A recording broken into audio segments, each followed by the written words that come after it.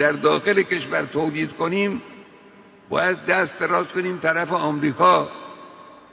ইরানের সর্বোচ্চ ধর্মীয় নেতার ৩৭ বছরের শাসনামলে অসংখ্যবার আয়াতুল্লাহ আলী খামেনির উপর হামলার চেষ্টা হয়েছে। ১৯৮১ সালে মসজিদে এক বোমা হামলায় গুরুতর আহত হলেও দমে না গিয়ে মাসুদ পেজিশকিয়ান সহ মোট ৬ জন প্রেসিডেন্টের সময়কাল শাসন করেছেন এই প্রভাবশালী ব্যক্তিত্ব। গত জুন মাসেও সরাসরি তেল আবিবের সঙ্গে সংঘাতে জড়িয়ে নিজের শক্তিমত্তার জানান দিয়েছিলেন তিনি।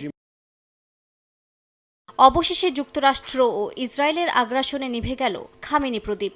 মৃত্যুর আগ মুহূর্তেও তিনি রাষ্ট্রীয় কাজে ব্যস্ত ছিলেন বলে জানিয়েছে বিভিন্ন গণমাধ্যম। খামেনিকে হত্যার পরও থেমে নেই ইসরায়েলি আগ্রাসন। ইরানের পশ্চিম ও মধ্যাঞ্চলে ৩০টির বেশি লক্ষ্যবস্তুতে হামলা চালিয়েছে ইসরায়েলি বাহিনী। হামলায় খামেনির মেয়ে, জামাতা ও নাতিও নিহত হয়ে। সর্বোচ্চ নেতার মৃত্যুতে দেশ জুড়ে ৪০ দিনের রাষ্ট্রীয় শোক ঘোষণা করেছে ইরান। সেই সঙ্গে ৭ দিনের সাধারণ ছুটি ঘোষণা করা হয়েছে।